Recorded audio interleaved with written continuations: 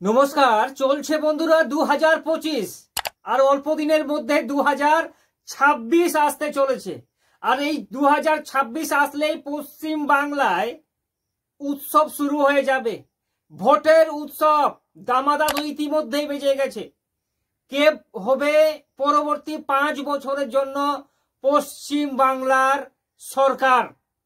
আর আপনারা সবাই জানেন যে কোনো ভোটের আগে যে কোনো দলের যে নেতা নেত্রীগণ থাকে তারা চেক মাছ হয়ে যায়। ওই চেক মাছ দেখেছেন তো পুকুরে? আমাদের দিকে কি হয়, বর্ষার সময় চেক মাছ এক পুকুর থেকে আরেক পুকুরে লাফিয়ে লাফিয়ে যায়, হেঁটে হেঁটে যায় না। চেক মাছ তো আপনারা সবাই দেখেছেন, এক পুকুর থেকে আরেক পুকুরে লাফিয়ে যায়।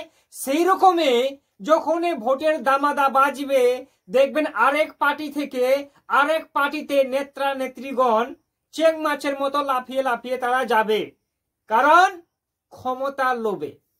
তো বেশি দূরে যাচ্ছি না। 2026-এ যখন বিধানসভা ভোট হবে, সেই বিধানসভা ভোটে তৃণমূল কংগ্রেস কোটি আসন পেতে পারে, বিজেপি কোটি আসন পেতে পারে, আর বাকি যে বাম কংগ্রেস জোট হবে বলে মনে হচ্ছে তারা কোটি আসন পেতে পারে 2026-এর নির্বাচনে। তো আমাদের যে 23টি জেলা আছে সেই 23টি জেলায় আজকে একটি জেলায় নিয়ে সমীক্ষা করব যে কোন জেলায় কোন দল কোটি আসন পেতে পারে 2026-এর লড়াইয়ে। তো সর্বপ্রথমে দেখিনি কুচবিহার। দেখুন, কুচবিহার জেলায় কিন্তু বিজেপির সাংগঠন ভালো, কিন্তু বর্তমানে কুচবিহার জেলা থেকে অনেক নেতা আছেন যারা কিন্তু তৃণমূল কংগ্রেসে যোগ দিয়েছেন। তবুও এই কুচবিহার জেলায় 9টি বিধানসভা সিট আছে। 9টির মধ্যে তৃণমূল কংগ্রেস পেতে পারে 6টি, আর বিজেপি 3টি আসনে তাকে সন্তুষ্ট করা হতে পারে 2026-এ। তারপর আলিপুরদুয়ার 5টি বিধানসভা সিট আছে। এই 5টির মধ্যে মাত্র 1টি পেতে চলেছে তৃণমূল কংগ্রেস, আর 4টি বিজেপি পেতে চলেছে 2026-এর ভোটে। দেখুন, এটি কিন্তু একটি সমীক্ষা, সম্ভাব্য সমীক্ষা। এটাই হবে এর কোনো মানে না, কিন্তু হ্যাঁ, এই সমীক্ষার মধ্যে অনেকটাই মিল থাকবে। তারপরে বিধানসভা দেখুন, জলপাইগুড়ি 7টি বিধানসভা সিট। এটি উত্তরবঙ্গের একটি জেলা জলপাইগুড়ি। তার মধ্যে জলপাইগুড়িতে 4টি পাবে তৃণমূল কংগ্রেস, আর বিজেপি পাচ্ছে 3টি আসন।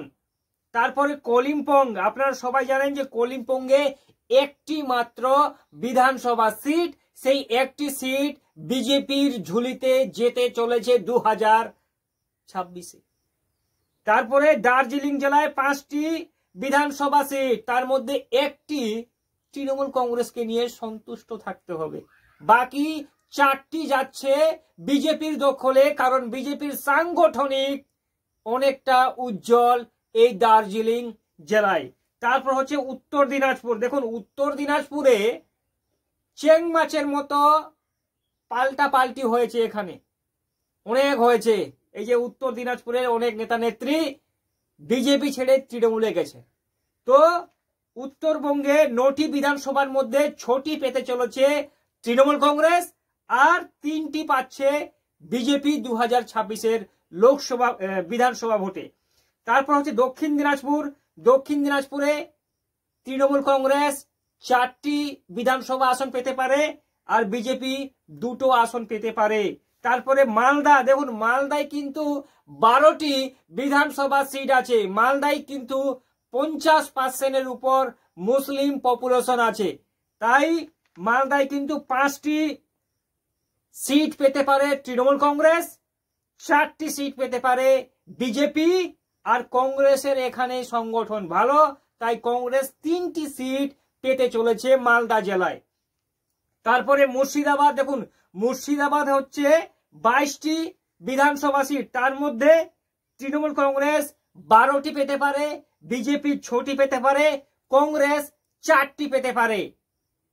ঠিক আছে। তারপরে হচ্ছে নদিয়া। নদিয়ায় 17টি বিধানসভা সিটের মধ্যে তৃণমূল কংগ্রেস 9টি আসন পেতে পারে, বিজেপি 8টি আসন পেতে পারে। মানে লড়াইটা নদিয়ায় হাড্ডাহাড্ডি কিন্তু হতে চলেছে। তারপরে উত্তর 24 পরগনায় 33টি বিধানসভা সিটের মধ্যে তৃণমূল কংগ্রেস 25টি আসন পেতে পারে, আর বিজেপি 7টি আসন পেতে পারে। আর এখানে কংগ্রেস সিপিএম এর জোট কিন্তু একটি আসন পাওয়ার সম্ভাবনা আছে। তারপরে দক্ষিণ 24 পরগনায় 31টি আসন, এই 31টি আসনের মধ্যে তৃণমূল কংগ্রেস 26টি পেতে পারে, বিজেপি 4টি, আদার্স একটি আসন পেতে পারে দক্ষিণ 24 পরগনায়।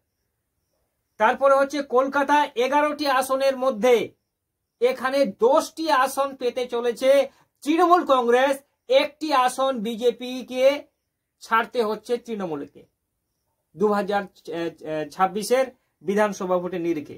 তারপরে হচ্ছে হাওড়া বিধানসভা, এই হাওড়া জেলায় 16টি বিধানসভা সিটের মধ্যে 14টি থাকছে তৃণমূল কংগ্রেসের দখলে, আর 2টি বিজেপির দখলে যেতে চলেছে। তারপরে হুগলি জেলায় 18টি বিধানসভা সিটের মধ্যে 12টি সিট পাচ্ছে তৃণমূল কংগ্রেস, 6টি সিট পাচ্ছে এখানে বিজেপি। তারপরে পূর্ব মেদিনীপুরের 16টি বিধানসভা সিট, তার মধ্যে 11টি যাচ্ছে তৃণমূল কংগ্রেসের দখলে, আর বিজেপির দখলে যাচ্ছে 5টি বিধানসভা সিট। তারপরে পশ্চিম মেদিনীপুর জেলায় 15টি বিধানসভা সিটের মধ্যে তৃণমূল কংগ্রেস 9টি আসন পেতে পারে, বিজেপি এখানে 6টি আসন পেতে পারে। তারপরে ঝাড়গ্রামে এখানে 4টি বিধানসভা সিটের মধ্যে তৃণমূল কংগ্রেস 2টি আসন পেতে পারে, বিজেপি 2টি আসন পেতে পারে। তারপর হচ্ছে পুরুলিয়ায় 9টি বিধানসভা আসন, তার মধ্যে তৃণমূল কংগ্রেস 5টি আসন পেতে পারে, বিজেপি এখানে 4টি আসন পেতে পারে। তারপরে হচ্ছে বাঁকুড়া 12টি লোকসভা সিটের মধ্যে এখানে টিএমসি 5টি আসন পেতে পারে, আর 7টি আসন পেতে পারে ভারতীয় জনতা পার্টি। তার মানে বিজেপির থেকে তৃণমূলের থেকে বিজেপির সাংগঠনিক অনেকটা ভালো বাঁকুড়া জেলায়।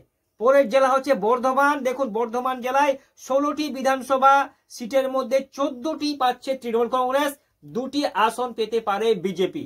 তারপর পশ্চিম বর্ধমানে 9টি বিধানসভার মধ্যে 5টি তৃণমূল কংগ্রেস, 4টি বিধানসভায় এখানে কিন্তু বিজেপি জিততে চলেছে। তারপর হচ্ছে বীরভূম জেলায় 11টি বিধানসভা সিটের মধ্যে 10টি বিধানসভা সিট পেতে পারে তৃণমূল কংগ্রেস, 1টি সিট পেতে পারে বিজেপি। টোটাল সব যদি কাউন্ট করা যায় 294টা সিটের মধ্যে 196টি সিট পাচ্ছে তৃণমূল কংগ্রেস, 89টি সিট পাচ্ছে বিজেপি, আর আদার্স এখানে 8টি সিট পাচ্ছে। তার মানে এই সমীক্ষায় যেটা পূর্বাভাস পাওয়া যাচ্ছে যে তৃণমূল কংগ্রেস আবার 2026-এ সরকার গড়তে চলেছে। বিজেপি যদি এখান থেকে তাকে জিততে হয়, আগামীতে তাকে আরো সংগঠন দুর্বল করে ঝাঁপিয়ে পড়তে হবে আর তাদেরকে জিততে হবে। তো আবার দেখা হবে কালকে একটা নতুন ভিডিও নিয়ে। ততক্ষণে সবাই ভালো থাকবেন।